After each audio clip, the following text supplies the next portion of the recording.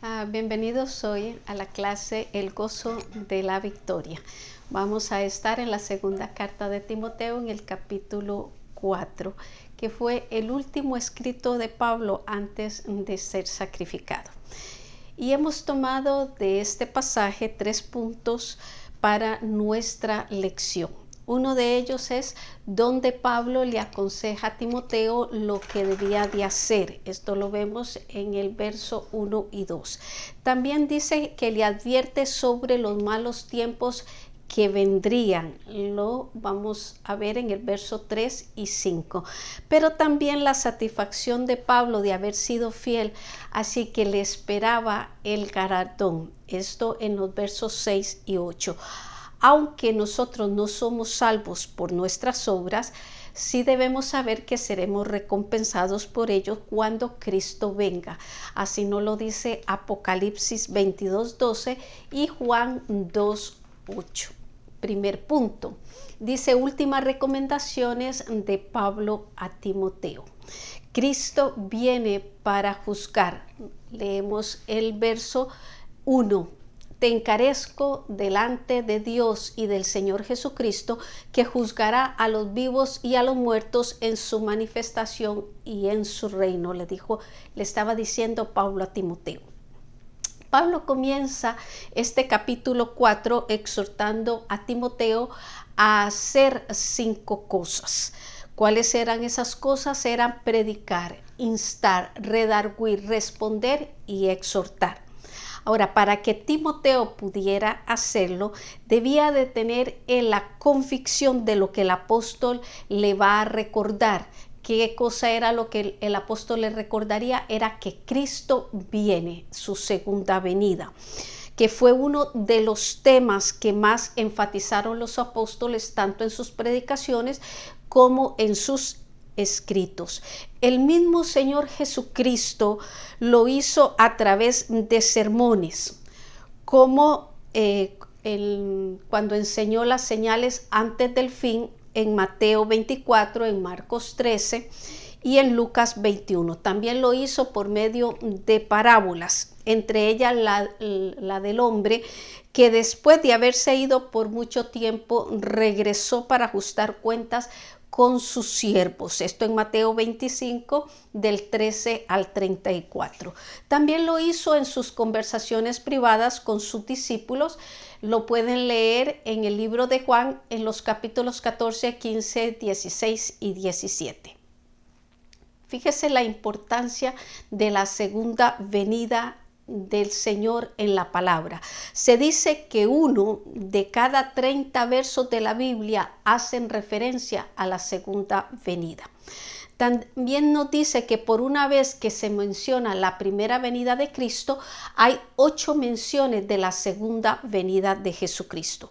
También dice que en 216 capítulos existen 318 referencias de la segunda venida de Cristo.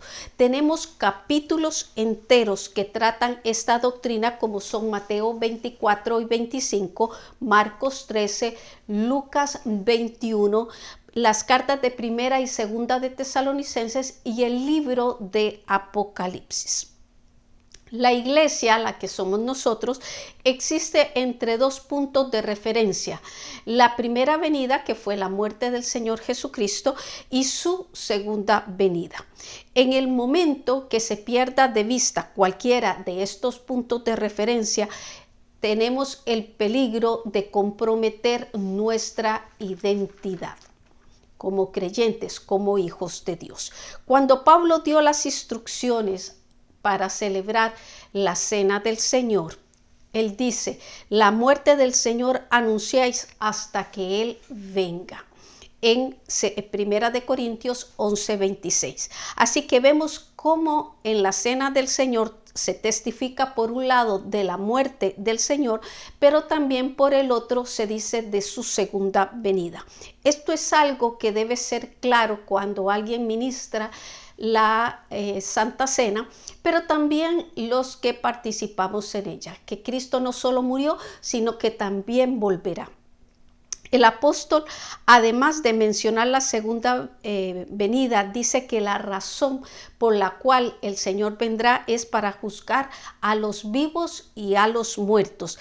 Esto significa que cuando Cristo venga, habrá una resurrección general y después el juicio que determinará el destino eterno de todos. Vea lo que dice Mateo 25:31. Cuando el Hijo del Hombre venga en su gloria y todos los santos ángeles con él, entonces se sentará en su trono de gloria y serán reunidas delante de él todas las naciones y apartará los unos de los otros, como aparta el pastor las ovejas de los cabritos. Punto B. Dice: cumple tu ministerio, le estaba recomendando Pablo a Timoteo. Verso 2. Que prediques la palabra, que instes a tiempo y fuera de tiempo. Redarguye, reprende, exhorta con toda paciencia y doctrina. En un momento como el que Pablo estaba, ¿cuál era el momento que Pablo estaba? Era que, dice, estaba a punto de ser sacrificado. Pablo se asegura de darle estas instrucciones a Timoteo.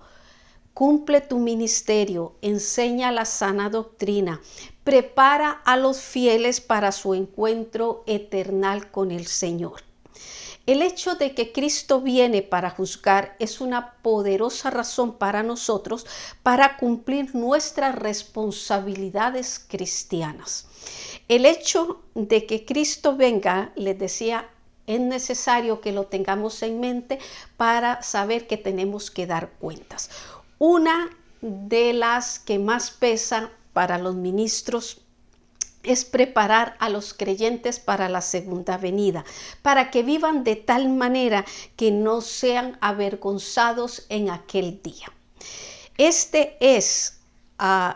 es más profundo y trascendental que una situación transitoria actual. Eso significa que hay problemas en el día a diario y hay que resolverlos. Pero si lo ponemos en contexto, el prepararnos para nuestro destino eterno debe ser mucho más importante. Hemos terminado nuestro primer punto con la pregunta, según Pablo, ¿cuál es la razón por la cual Cristo viene? Punto número 2. Dice cómo habrán tiempos peligrosos y se le estaba dando una advertencia a Timoteo. ¿En qué iba a haber peligro? Dice, en que se despreciará la verdad. Versos 3 y 4. Porque vendrá tiempo, dice, cuando no sufrirán la sana doctrina, sino que teniendo comezón de oír, se amontonarán maestros conforme a sus propias concupiscencias y apartarán de la verdad el oído y se volverán, dice, a las fábulas. En las cartas pastorales que escribió Pablo, hay un énfasis en la sana doctrina. En estos versos que acabo de leer, el 3 y el 4, encontramos un contraste entre la sana doctrina y las fábulas que existieron y que siguen existiendo. Dice, tenemos dos razones de por qué es tan importante la doctrina. Una es porque la palabra de Dios y la sana doctrina son lo mismo. Pensar que las doctrinas son de los hombres y la Biblia de Dios, dice, es tener un concepto equivocado, tanto de la doctrina como de la Biblia. Así que hay una diferencia, ahora sí, entre el dogma humano y la doctrina bíblica. El dogma humano puede caer en error en lo que piensa el ser humano o cómo muchas veces como humanos interpretamos la palabra. No así la doctrina, la cual es infalible y digna de toda nuestra confianza. Ahora, por doctrina se entiende aquello que es claro en la Biblia y en lo cual coinciden sus autores respecto a Dios, respecto al plan de salvación, respecto a nuestra conducta como creyentes y a la misión que la iglesia tiene. Para que haya fe se requiere de que haya alguien o algo en que creer. Por eso es tan importante la sana doctrina. punto número 2. Nos dice, porque la doctrina es indispensable para la enseñanza, para la predicación, para la oración y también para las letras de la alabanza. No puede haber una predicación correcta, ni una enseñanza valedera, ni oraciones genuinas, ni letras de himnos que adoren a Dios si no hay una sana doctrina que guíe a hacer esto correctamente. Inclusive se le llamó la columna vertebral al conjunto de doctrinas básicas, enseñando así la importancia de mantener lo que Dios dijo. Punto B nos dice, en los cuales habrá que ser sobrios. Verso 5. Pero tú sé sobrio en todo, soportas las aflicciones, haz obra de evangelista y cumple tu ministerio. Fíjese, la secuencia va en forma ascendente. En este verso, Pablo le pide a Timoteo 4 cosas. Una es que sea sobrio. 2, que soporte las aflicciones. 3, que haga obra de evangelista. Y 4, cumple tu ministerio. Ahora, si ustedes ven la lista y como les decía va en forma ascendente, la primera que se coloca es como fundamento el ser sobrio. Dice, ser sobrio implica ser cuerdo, ser prudente, tener control del espíritu, ser centrado, ser balanceado, controlar las emociones. Así que tenemos tremendo adiestramiento para lograrlo. Así que lo que Pablo le está diciendo a Timoteo es que actúe con reflexión y no por impulso. Si no existe esta virtud de ser sobrio, no se puede soportar las aflicciones. Y si no se pueden soportar las aflicciones, no se puede hacer la obra de evangelista. Y si no se hace la obra de evangelista, no estamos cumpliendo el ministerio. Lo explicaremos usando este refrán. No borres con el codo lo que escribas con el puño. Lo que nos indica que nosotros podemos hacer grandes cosas, pero echarlas a perder con nuestro temperamento. Una de las áreas de mayor importancia en la vida cristiana son las relaciones humanas. Damos 2 ejemplos. Una es de una persona que se desarrolle de una manera sobresaliente en el púlpito a través de la predicación, pero bajando de aquel lugar no sepa tratar a las personas. También puede ser una persona que enseña teología, un profesor de teología, pero que si alguien le pregunta o le cuestiona lo que está enseñando, pierda el control porque no han aprendido a controlar sus emociones, no ha logrado ver que pueden haber otras formas de pensar. En la vida cristiana se requiere de una cordura, de una prudencia en nuestra manera de pensar, de sentir, de hablar y de actuar. No dejarnos nosotros llevar por caprichos, ni tampoco tratar de imponer nuestras ideas. Esto es llegar a ser ecuánimes. Y esto no solo nos ayuda a ser imparciales, sino serenos en los juicios y en nuestras decisiones. La persona sobria recurre al razonamiento y no tanto a las pasiones, a los impulsos, a las reacciones. Jesús, que es nuestro máximo ejemplo, fue sobrio al pasar por el juicio en esta tierra. La conciencia que él tuvo de su misión fue tan fuerte que la impaciencia que traía la adversidad no lo llevó a un descontrol. Llegamos al final de nuestro punto número 2 con la pregunta: ¿qué es la sobriedad y por qué es tan importante? Punto número 3. Vamos a ver lo que Pablo sabía, y una de las cosas es que él había sido fiel. Se cree que Primera de Tesalonicenses fue la primera carta que Pablo escribió. Y en Primera de Tesalonicenses 4:17, al escribirles acerca de la venida del Señor en las nubes, esto es el rapto, recuerde que el rapto es en la nube, la segunda venida es cuando ya Él venga a la tierra. Les dijo que los muertos en Cristo resucitarían primero y añadió: luego nosotros, los que vivimos, los que hayamos quedado, seremos arrebatados juntamente con ellos en las nubes para recibir al Señor en el aire, y así estaremos siempre con el Señor. Así que cuando nosotros leemos esto, vamos a saber que él creía firmemente que el Señor regresaría antes que él muriera y que él estaría en el grupo de aquellos que serían transformados en vida. Pero ahora, al escribir 2 de Timoteo 4:6, vamos a ver cómo él cambia su perspectiva, que es lo que dice 2 de Timoteo 4:6, porque yo ya le decía a Timoteo, estoy para ser sacrificado y el tiempo de mi partida está cercano.